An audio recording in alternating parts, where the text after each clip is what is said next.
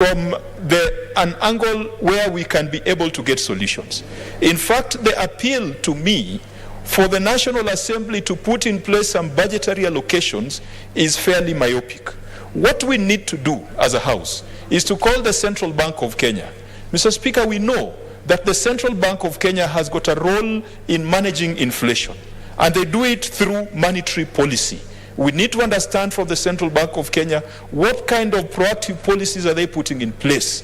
Because what happens is that when inflation is going up, the central banks across the world tighten their monetary policy. What is the stance of the central bank? Secondly, Mr. Speaker, we need to address our fiscal policy. And that's where I've had a lot of arguments about the VAT, about taxation. We need to ask ourselves, are we overtaxing Kenyans? Mr. Speaker, there's been a debate that many people have not focused on. What is the ideal tax to GDP ratio?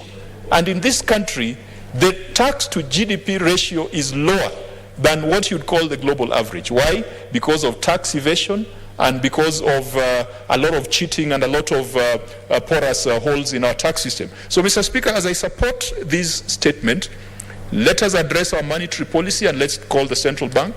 Let's look at our fiscal policy, but more importantly, let this parliament address itself to the sectoral policies that have destroyed agriculture, that have destroyed manufacturing, that have made the cost of doing business and the cost of living too high. Mr. Speaker, as I conclude while supporting this, when it comes to agriculture, there was Galana Kulalu. This was supposed to ensure there was food security in this country so that we don't need to rely on wheat from Ukraine, on maize from Mexico, on sugar from Brazil.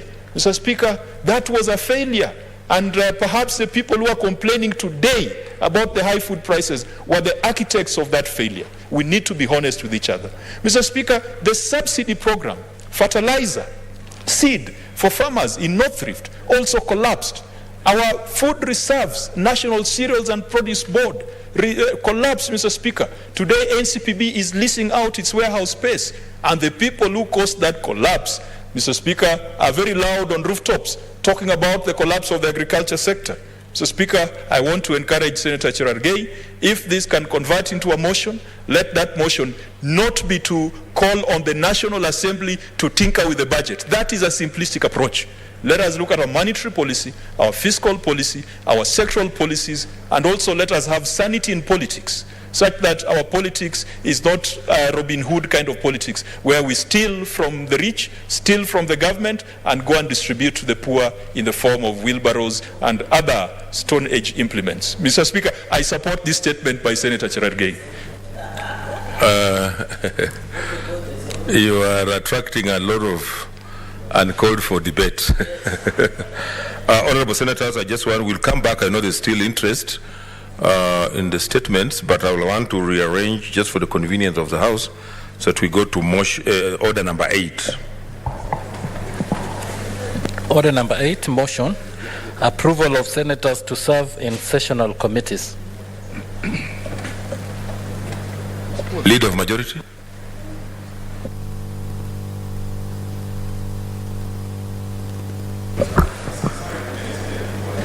Okay.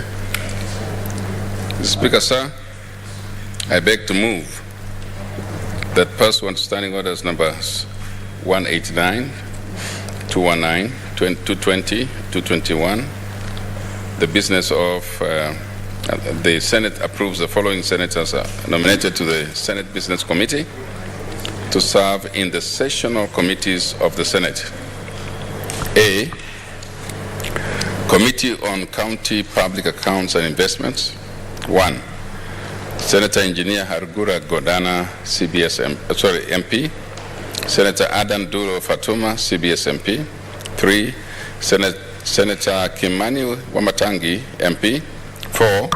Senator Njeru Ndwiga, EGH MP. 5. Senator Samson Cherargei, MP. 6. Senator Dr. Achilo Ayako, EGH MP. 7. Senator Professor Imana Malaki, Charles Ekal, MP. 8. Senator Jones Mwaruma, MP. 9. Senator Mercy Cheveni, MP.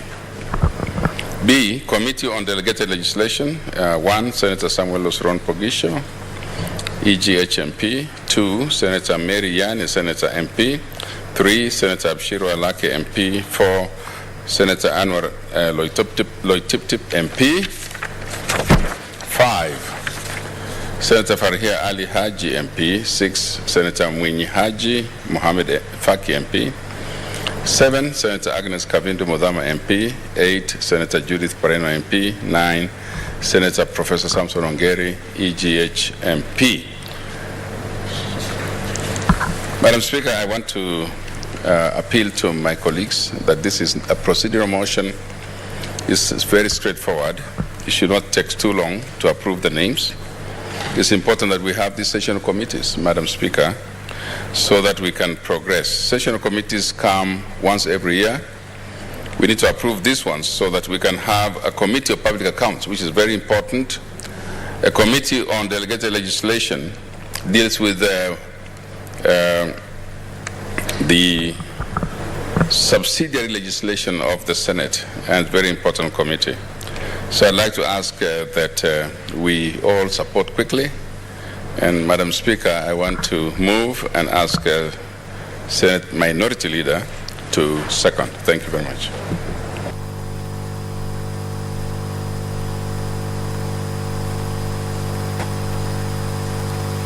Madam Speaker, I truly do support this motion. As you know, it is a very important motion in terms of naming and appointing the members of these two crucial committees. They are sessional committees, which mean every year we got to reconstitute the two committees.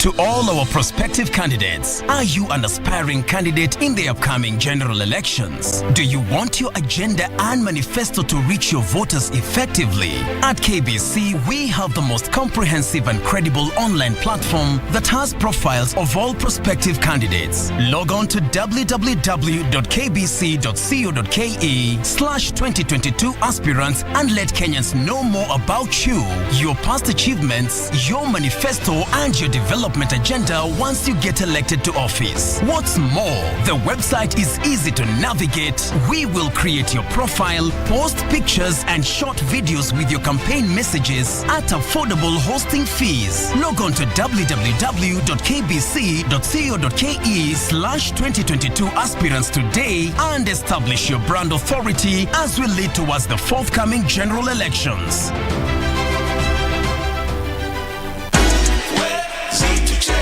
Wazazi, watoi na maithu wetu. Don't be fooled. Get cyber smart and enjoy safe entertainment and education online. The Communications Authority of Kenya. Mawasiliano kwetu, nguvu kwako.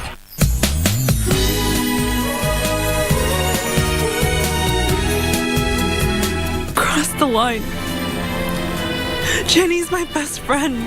My parents treat her as their daughter. How could you be so cruel to us? My first love and my one and only love. Why are you so mean? Stop being so demanding. Wow, this must be too good